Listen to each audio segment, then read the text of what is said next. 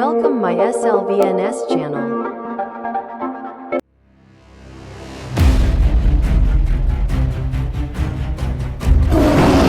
SLVNS production. එදිනදා ජීවිතයේදී අපට දක්නට ලැබෙන දේවල් එහෙම නැත්නම් භාණ්ඩ බොහොමයක් නිවැරදිව පරිහරණය කිරීම ගැන අවබෝධයක් බොහෝ දෙනෙකුට ඇත්තේ නැහැ. බොහෝ දෙනෙක් Taman නිතිපතා භාවිතා කරන උපකරණ වලින් මූලික අවශ්‍යතාවන් ඉටු කර ගන්නවා හැර ඒවා ගැන වැඩි හොයන්නේ නැහැ. ඉතින් YouTube නාලිකාවෙන් අපි අද කතා කරන්නේ අන්න ඒ වගේ එදිනදා ජීවිතයේ අපි භාවිතා කරන අපිට දක්නට ලැබෙන භාණ්ඩ 10ක තිබෙන ඔබ නොදන්න විශේෂ දේවල් පිළිබඳව. අංක 1 ලොක් ඉබ්බන්ගේ යටපැත්තේ සිදුරක් පිහිටන්නේ ඇයි? සමහර කුඩා ඉබ්බන්ගේ මේ සිදුර දක්නට නැති වුණත් ප්‍රමාණයෙන් තරමක් විශාල සෑම ඉබ්බෙක්ගෙම මේ සිදුර දක්නට ලැබෙනවා. බොහෝ දෙනෙක් හිතනවා ඇති ඉබ්බගේ යතුර නැති වුණු වෙලාවට මේ සිදුරෙන් යම් තුඩක් ඇතුල් කරලා මේ ලොක් එක අරගන්න පුළුවන් නැති කියලා. නමුත් ඇත්තටම මේ සිදුර තියෙන වෙනත් කාර්යයක් සඳහා. විශේෂයෙන් මේ ලොක් ඉබ්බ ලෝහ වලින් සකස් කරලා තියෙන හින්දා නිතරම මාළකල වෙඩින් හානි වෙන්න පුළුවන්.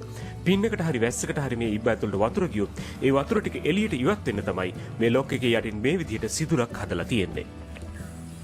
අංක 2 ටූත්පික් වල මේ වගේ කට්ට දෙකක් සහිත හැඩයක් පිහිටන්නේ ඇයි? ටූත්පික් එකක් පාවිච්චි කරද්දී ඒකේ උඩ පැත්තේ මේ වගේ කට්ට දෙකක් තියෙනවා. ඔබ අනිවාර්යෙන් දැකලා ඇති. බොහෝ දෙනෙක් හිතනවා ඇති ටූත්පික් වල මේ වගේ හැඩයක් තියෙන්නේ ඒට කිසියම් අලංකාරයක් ගෙන එන්න කියලා. නමුත් ඇත්තම කතාව තමයි අපට පුළුවන් මේ ටූත්පික් එකේ දෙවෙනි කට්ටේ ළඟින් මේ විදිහට කඩලා වෙන් කරගන්න. ඊට පස්සේ අපිට පුළුවන් ඒ කොටස ටූත්පික් එකේ ස්ටෑන්ඩ් එක විදිහට භාවිතා කරන්න. ඉතින් මේ ටූත්පික් ස්ටෑන්ඩ් එක හින්දා අපිට පුළුවන් ටූත්පික් එකේ ගෑවෙන්න පුළුවන් විස බීජ වලින් ආරක්ෂා වෙන්න. අංක 3 පේපර් කටර් එකේ පිටිපස මේ වගේ කට්ටයක් කපලා තියෙන්නේ ඇයි? ඔබ දන්නා පේපර් කටර් එකක් කියලා කියන්නේ තියුණු විදිහට කඩදාසි කපන්න භාවිතා කරන්න පුළුවන් උපකරණයක්. මෙහි තියෙන තලයේ තියුණුකම නිසා තමයි සියුම් කැපීම් සඳහා මේ යොදාගත හැකිවන්නේ. ඉතින් කාලයත් එක්ක මේ තියුණු තුඩ ගෙවිලා මොට වෙලා යනවා. අන්න ඒ වෙලාවට අපිට පුළුවන් මේ කළු පාට කොටසෙහි පිටලා තියෙන මේ කට්ටේ භාවිතා කරලා මේ තලය පහසුවෙන් කඩා ගන්න. එමගින් පේපර් කටර් තලයේ තියුණු බව නැවත නැවත භාවිතයට ගන්න අපට පුළුවන්. අංක 4 ලැප්ටොප් කම්පියුටර් එකේ DVD drive එකේ අයින සිදුරක් තියෙන්නේ.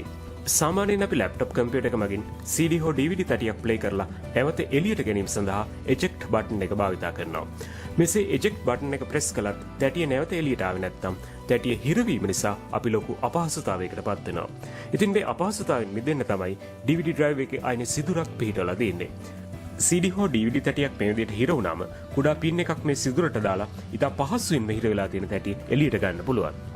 අංක 5 විදුලි සෝපානයක මේ සිදුර ඔබ කලින් දැකලා තියෙනවද? විදුලි සෝපානය එහෙම නැත්නම් එලිවේටර්ස් වල වම් දොරටුවේ ඉහළ කෙළවරේ කුඩා සිදුරක් තියෙන ඔබ දැකලා තියෙනවද? මේක ඇත්තටම තියෙන විශේෂ දෙයක් වෙනුවෙන්.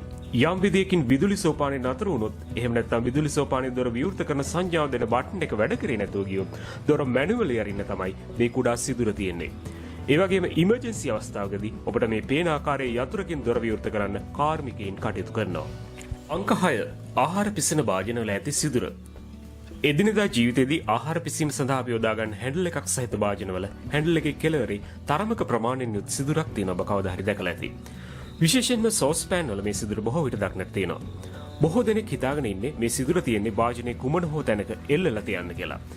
එහෙම එල්ලලා තියන මේ සිදුර යොදා ගන්න පුළුවන්. නමුත් මේකේ තියෙන සැබෑ අරමුණ ඊට වෙනස් එකක්. ඒක යොදාගන්නේ ඔබට මේ පේන ආකාරයට ආහාර පිසෙන හැන්ද රඳවල තබා ගන්න. අංක 7 ඩෑෂ්බෝඩ් එකේ තියෙන ඊතලය. ලංකාවේ වුණත් දැන් භාවිතා කරන මෝටර රථවල තියෙන්නේ ඩිජිටල් ස්ක්‍රීන්. මේ ස්ක්‍රීන් එකේ ඉන්ධන ලබා ගන්න ඉන්ධන යන්ත්‍රයක් හෝ ඊට සමාන සලකුණක් තියෙනවා ඔබ දැකලා ඇති. බොහෝ විට මේ ඉන්ධන ටැංකියේ ඉන්ධන තිබිය යුතු ප්‍රමාණයට වඩා ක්‍රමෙන් අඩු වෙද්දී මේ ලකුණෙන් ඔබේ වාහනයට ඉන්ධන ගැසිය යුතු බව ඉන්ඩිකේට් කරනවා.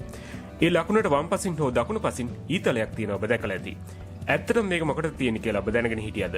මේක තියෙන්නේ ඔබේ වාහනේ ඉන්ධන ටැංකියේ තියෙන පැත්ත පෙන්වන්න. ඔන්න දැන් ඔබට පුළුවන් ඕනෙම වාහනයකට ඉන්ධන ගහද්දී නිවැරදි පැත්තෙන් පාක් කරන්න. අංක 8 බෑග් එකක එක පොකට් එකකට ෂිපර්ස් දෙකක් තියෙන්නේ ඇයි? එක ෂිපර් එකක් කඩනම අනෙක් එක භාවිතා කරන්නද? ඔව් එහෙම කරන්නත් පුළුවන්. ඒත් ඇත්තටම මේක තියෙන්නේ ෂිපර්ස් දෙකම එකට අල්ලලා ලොක් එකක් දාගන්න පුළුවන් වෙන්න. එතකොට කිසිම කෙනෙක්ට අපේ අනුදැනුමක් නැතුව බෑග් එක විවෘත කරන්න බෑ. අංක 9 බූට්ස් වල එහෙමත් නැත්නම් ඩෙක් ෂූස් වල පසුපස කෙළවරේ ලූප් එකක් තියෙනව නේද? මේක තියෙන්නේ සපත්තුව කකුලට දාගන්න ලේසි වෙන්න. විලුඹ අමාරුවෙන් සපත්තුව ඇතුළට දාන්න උත්සාහ කරනවට වඩා කකුල ඉදිරි කොටස සපත්තුව තුළට දාලා අර ලූප් එකෙන් සපත්තුව උඩට අදින එක තමයි පහසු. ඒ වගේම සපත්තුව හොදලා වේලෙන්න තියද්දිත් මේ ලූප් එකෙන් එල්ලලා තියන්න පුළුවන්. අංක 10 ප්ලෂ් කරන්න බොත්තම් දෙකක් මොකටද? නල ජලය සහිත නිවෙස් ප්‍රමාණය වැඩිවීමත් එක්ක ඒ වෙනුවෙන් මහදපු වතුර ටැංකියක් සහිත සැකස්මක් භාවිත වෙන්න ගත්තා. මේ වගේත් මුල් කාලේ තිබුණේ අදින්න පුළුවන් නූලක් හෝ කරකවන වෑල් එකක් බව ඔබටත් මතක ඇති. ඒක ක්‍රියාත්මක කරාම මුළු ටැංකියම හිස් වෙනකම් වතුර ඇවිල්ලා සේදී යාම සිද්ධ වෙනවා. කොහොම වුණත් කාලයත් එක්ක මේක ජලය නිකරුණේ නාස්ති වීමක් බව කාටත් වැටහෙන්න ගත්තා. ඒ අනුව අවශ්‍ය විදියට භාවිතා කරන්න බොත්තම් දෙකක් සහිත සැකස්මක් දැන් හැමතැනම බහුලව භාවිතා වෙනවා. මේකේ දකුණු පැත්තේ බොත්තම එබුවම සම්පූර්ණ ටැංකියම හිස් වෙලා සේදී යාම සිද්ධ වෙනවා. අනෙක් බොත්තම එබුවම සිද්ධ වෙන්නේ ටැංකියෙන් අඩක් ජලය භාවිතා වීම. අනිසි ලෙස ජලය නාස්ති වීම අවම කිරීම තමයි මේකේ අරමුණ වෙන්නේ. ඉතින් අද කතා කරේ එදිනදා භාවිතා කරන උපකරණවල අපි නොදන්න විශේෂ ලක්ෂණ කීපයක් පිළිබඳව. ඔබ තාමත් ටුටිප් නාලිකාව සබ්ස්ක්‍රයිබ් කරලා නැත්නම් සබ්ස්ක්‍රයිබ් කරලා අපිත් එක්ක දිගින් දිගටම රැඳී සිටින්න. නැවතත් මෙවැනි වැඩසටහනකින් හමු වෙමු. ඔබට සුබ